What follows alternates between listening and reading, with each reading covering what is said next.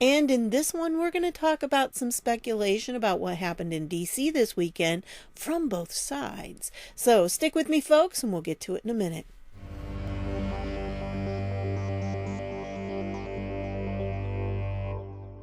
Hey everybody, this is Deb with Truthification Chronicles, and wow, lots of things happened in Washington, D.C. this weekend, but it wasn't exactly what people were expecting, or at least some people weren't expecting it. So let me get to this. I'm going to start with this one because I thought this was pretty good. If you take a knee because you think that maybe the protesters will respect you afterwards, guess what? No, they're not going to. And right here, this is from ABC News. It says many black organizers say they don't want police kneeling or marching with them. So thought that was kind of interesting there, that they don't want it. That's not what this is all about. And then the Bongino report put this out. Man charged with murder of retired St. Louis police captain David Dorn. So I'm glad they caught this guy, 24-year-old Stephen Cannon. Very glad that they caught him. It's never going to make up for losing the man and for what he did, but at least if he can be tried for it, that will make the family, I hope, feel a little bit better. Okay, this I wanted to share with you. This is a collection of all the George Floyd protest streams. I mean, a lot of the live streams that are going on.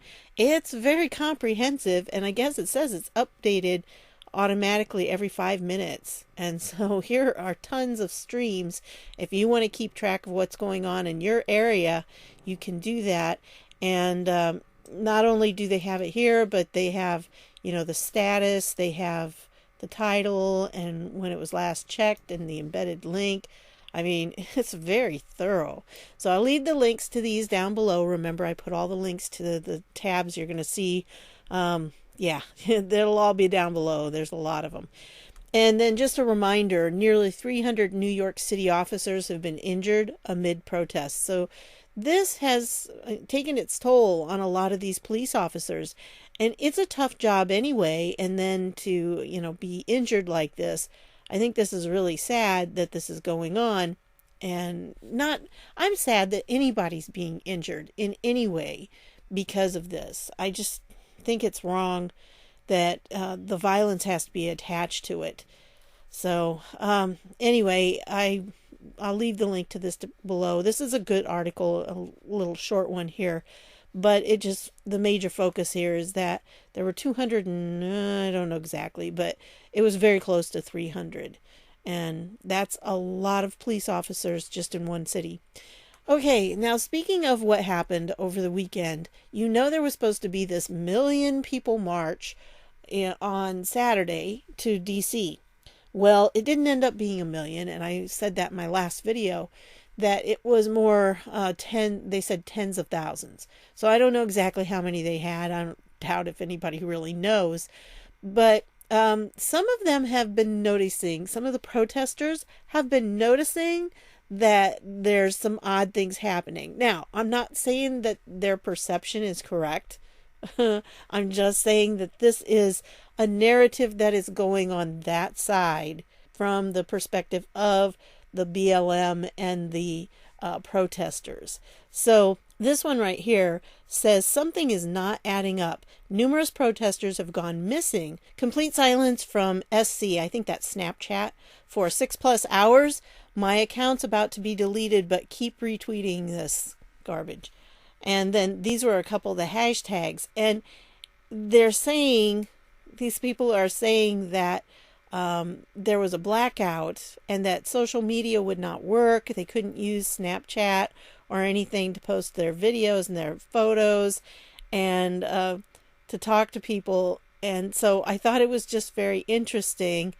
And these are all the cameras that were supposed to be working in Washington, D.C., but they're not. They were jammed because you saw the list. I mean, I showed you that list in that database. Yeah, so there were supposed to be a lot of them. And then they had somebody supposedly hacking their accounts and posting the same thing over and over again. And I mean, it wasn't just a few. I saw pages of them that they had bunches. So they're saying their tweets were getting deleted. They turned off all communications. Some are saying that the duplicated tweets were actually done by Anonymous. I don't know. This is what they're saying. But then again, when you look at some of these people, they don't have a very large following. This one actually does. She has, let's see what she has. Oh no, it says she has 72 followers. I think that's kind of odd that she has 72 followers. That's it. And most of them I'm going to show you do not have a lot of followers. So again, I'm not sure how, I don't think their perspective is very accurate. And they're making some wild claims. But the reason I want to tell you about them is so that when the narrative comes out, the truth, you'll know what the lies were that were trying to be pushed here.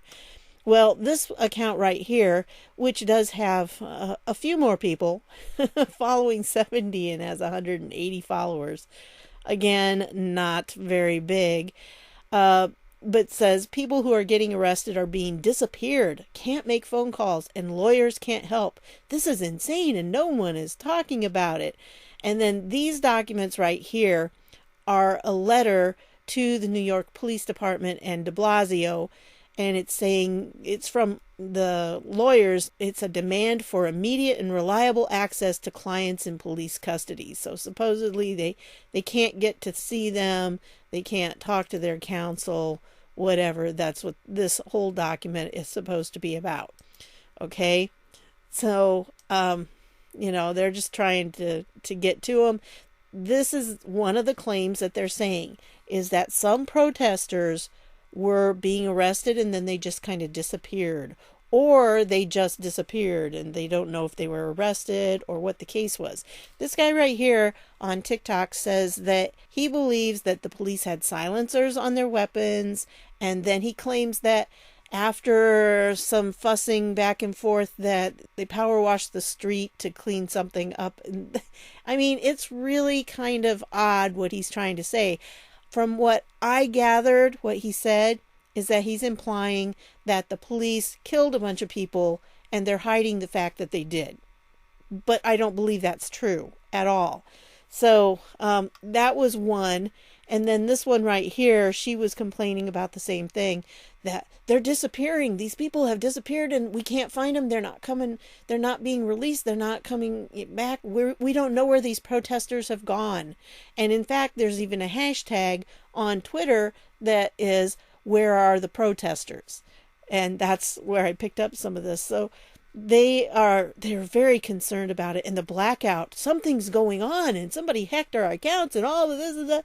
So I don't know what's really going on. It's very possible that, there was a media blackout in that area, which would have been terrifying to people who live on their phones. This is what they're complaining of. I don't know if it's that the good guys were picking up the people that were really going to be harmful. I don't understand the whole disappearing thing. It could be they were arrested and they just haven't been able to communicate because they're arrested. So this is another one. And this one has, again, 3 followers. So not a big Twitter person there. I can tell that. And he says, people are talking like the DC blackout is a conspiracy that the internet in DC was cut, but actually it is the theory that protesters breached the fence, fought Secret Service on the White House lawn, and were murdered and disappeared along with anyone nearby. What happened June 1st?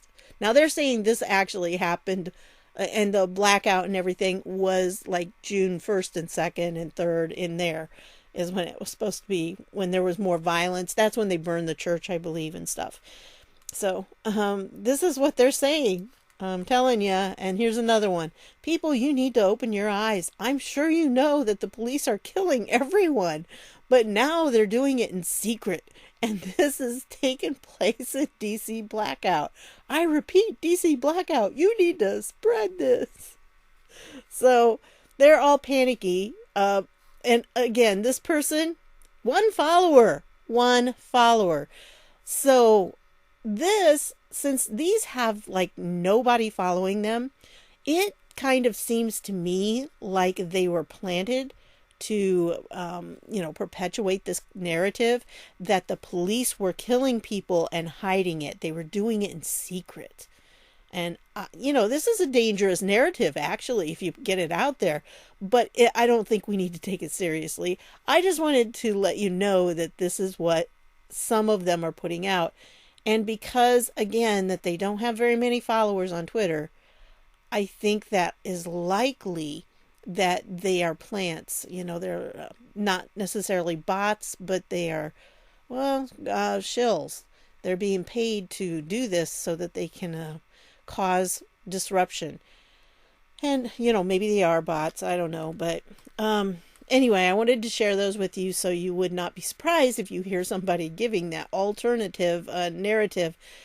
It's not true. But that's what they're trying to say. I have heard several say that they did breach the White House wall and they were in there, they got into the White House. No, they didn't. So our people are ready for them. And one of the things that I think we need to point out, this was one that, the Anons put together this thread, and they compared it to the Ukraine coup. Now, if you're not familiar with that, in, was it 2014, 2015?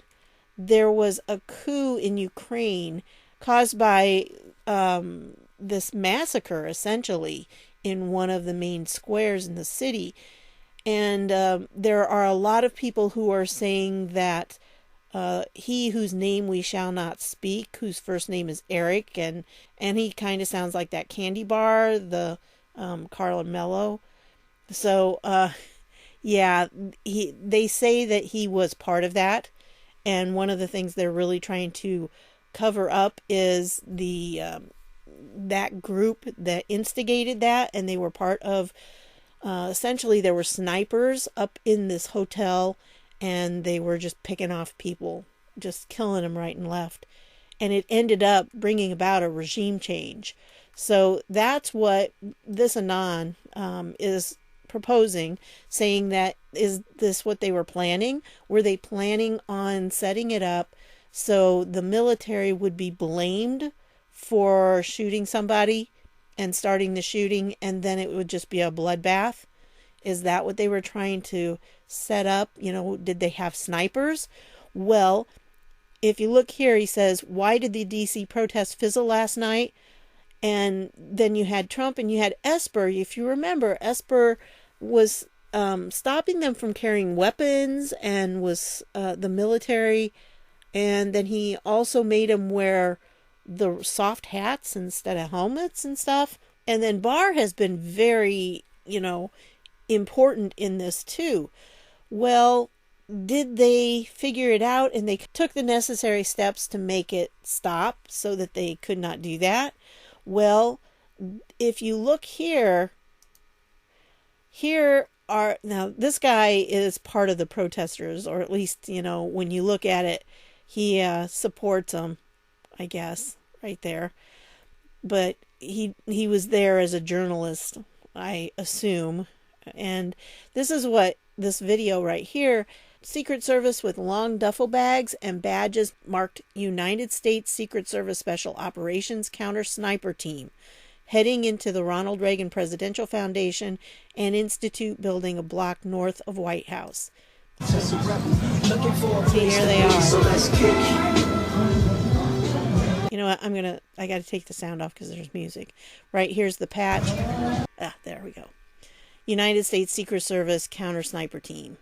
So they were walking along and they had all their stuff, all their gear. There were 4 of them. So I'm assuming that they probably were set up so that they could take out anybody who was going to harm the protesters. Which, this is what's really ironic about those posts, those tweets that I showed you, because they were complaining, oh no, they're killing.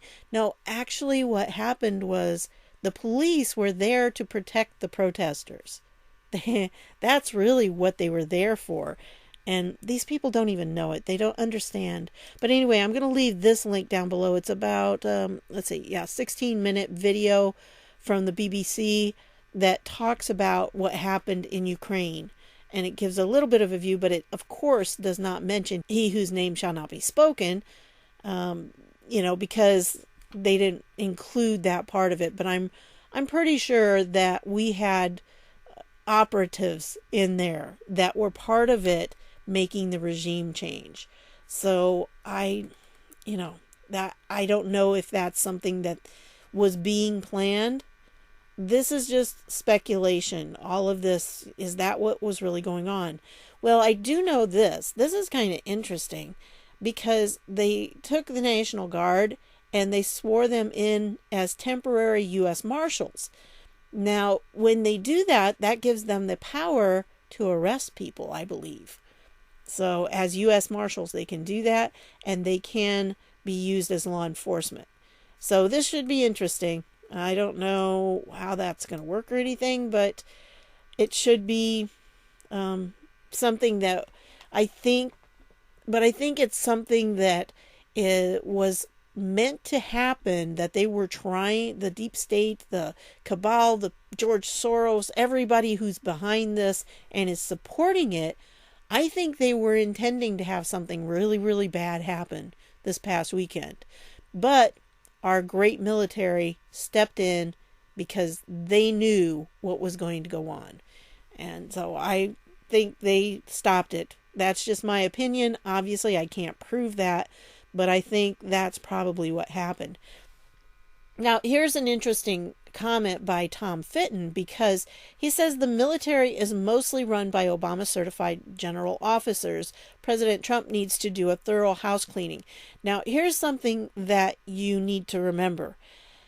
When General Flynn was fired or really pushed out by Obama, and that was in 2014. And at the same time, Obama did a huge purge of the upper levels of the military. So the generals that were left, and, the admirals and generals, they were not the people that were conservatives, and they were definitely Obama people. And that's why Tom Fitton says this: the military is mostly run by Obama-certified general officers.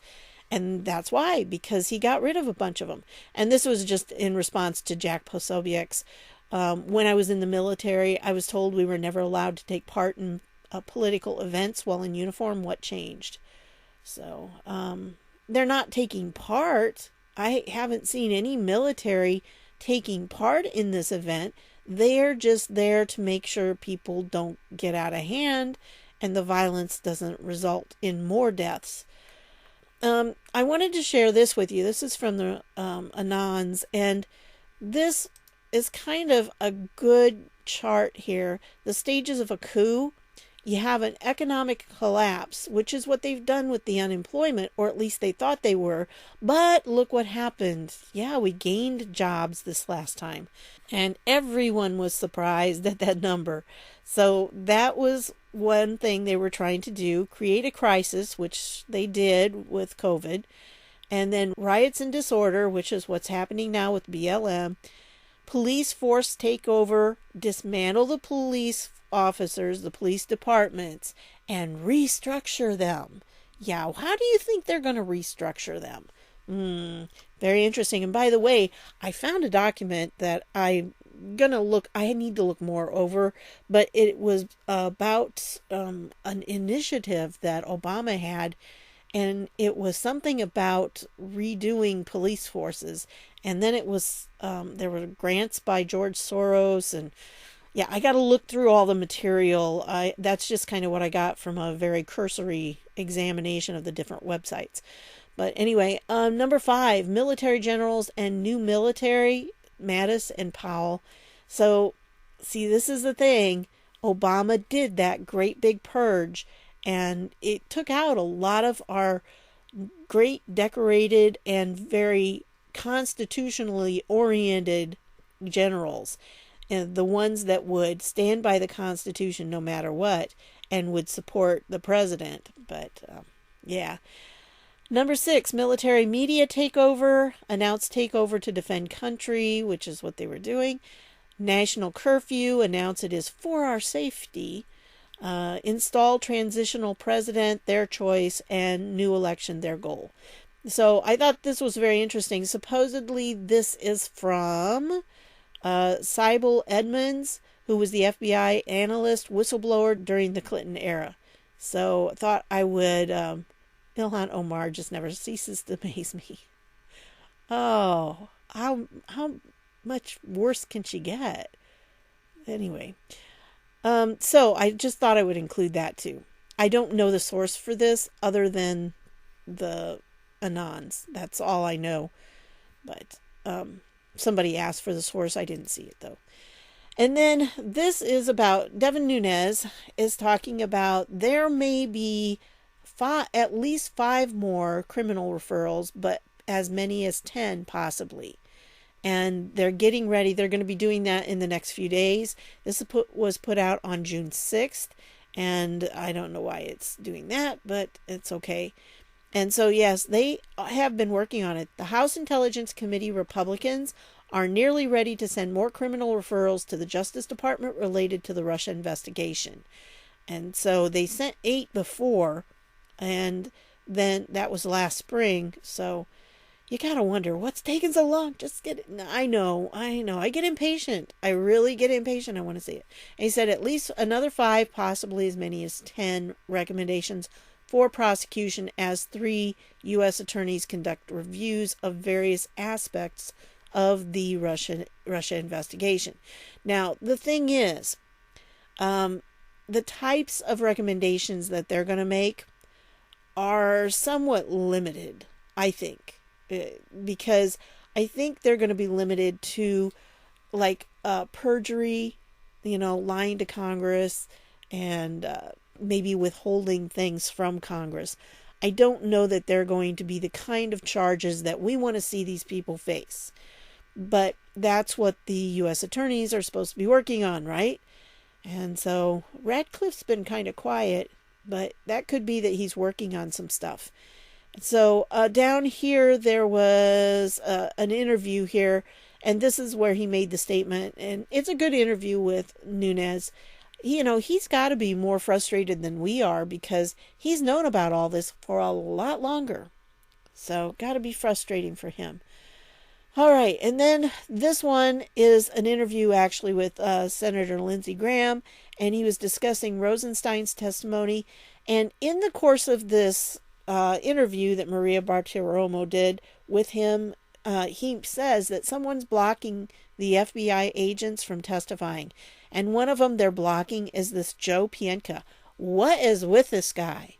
Really? I mean, it's like everyone is trying to keep this guy hidden. What's the deal? So here's the thing on it. Yeah. Senator, are you going to interview those case agents that actually spoke with the subsource from the Russian dossier? You're going to interview the FBI agents, those 4 individuals, these low-level individuals you're saying who may or may not. Yeah. I've made a request to interview the case agent and the intel analyst, and there were 2 other people who interviewed the subsource for 3 days in January, again in March, and again in May, and they're denying me the ability to do that. I'm going to keep working the system. Attorney General Barr has been the most transparent Attorney General in my lifetime. Grinnell released a lot of information, but why did they run all these stop signs? The real question is, why didn't she follow up with a question? Because she just said, who's they? Who is blocking you from bringing those people in? But she didn't. So, well, he just kept kind of going, and so it's very possible that she didn't quite catch that. But anyway, so I'll leave this so you can watch the whole thing. And I don't know who's blocking him, but I hope the blocks stop. And then Tom Cotton, oh my goodness, he caused such a stir at the New York Times. You've probably already heard of it, but he wrote an op-ed, and it was about how there are reasons why, with the type of unrest that we're seeing right now, that it would be perfectly constitutional and legal for President Trump to bring in the military in certain cities. And that, I'm surprised it even got through. But then when it did, all of a sudden, whoo, you know what, hit the fan. And it's been quite a time at the New York Times. And the editor, I guess, who was supposed to be in charge of this, ended up walking out. I saw one place that said he resigned, and then another place said that he got booted. So I don't know which it is. But Tom Cotton says, I haven't seen this much turmoil at New York Times since they published a defense of pedophilia. And if you haven't read that, you need to read it, because it's appalling what they did. I mean, how can you stand up and legitimize pedophilia? It's just, scary stuff. The staff were very upset, multiple resignations, editors' notes, etc. Just kidding. Apparently not a single member of the New York Times woke mob cared. And that was the deal with it, that, here they published this and not one person was upset. They also published, I think, something from, what was it, Al-Qaeda or the Taliban or something earlier this year. I mean, like in January. Nobody had a problem with that, though. And yeah, if you want to read that opinion piece, it's down here. They want to call pedophilia a disorder, not a crime. All right, and then I wanted to share this with you. This is from 2017. I'm not going to read it to you, but I'll just give you a real quick overview of it. Shocking truths about what protests cost you. I don't know that it's so shocking, but it costs money. Protests cost us money. They cost us in police overtime. They cost us in damage to buildings and then the repair of that damage. They cost the people themselves. There's some money that it takes to organize a protest.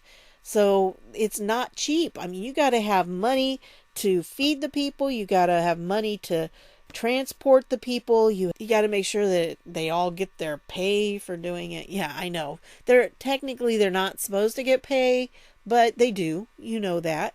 And so that's basically what this article is about. And it goes back through over some of the previous protests that were going on at the time. And it talks about some of the costs that would be entailed. Yeah, like here, this is the police overtime costs. This is how much it costs for these different protests that went on. And here's for the property damage. I mean, this is some big time property damage. Look at what happened in Los Angeles for the LA riots.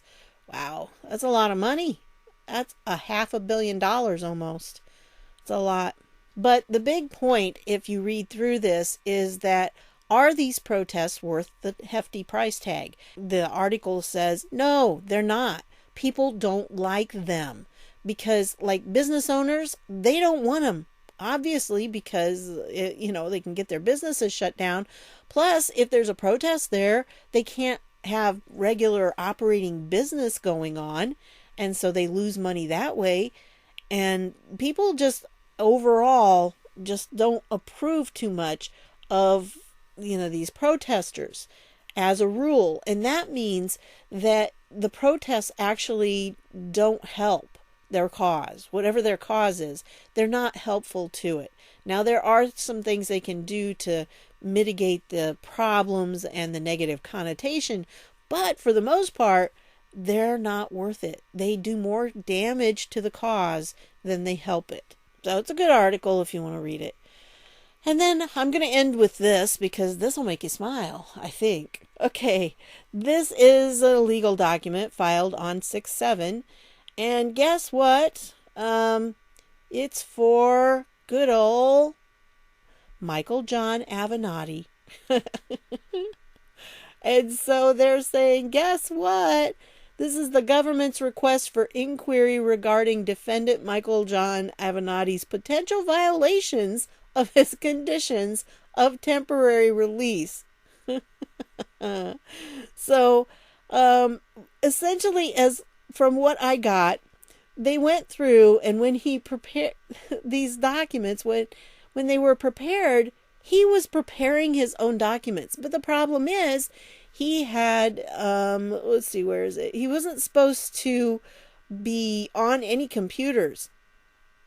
And as set forth below, defendant may have violated the conditions of his temporary release by using his third-party custodian, Mr. Mannheimer's computer, to personally draft the past 5 documents that defendant has filed in this case. So, he wasn't supposed to be on any electronic devices, And he violates it because he's so arrogant, he has to write his own documents. So he's such a bad lawyer to begin with.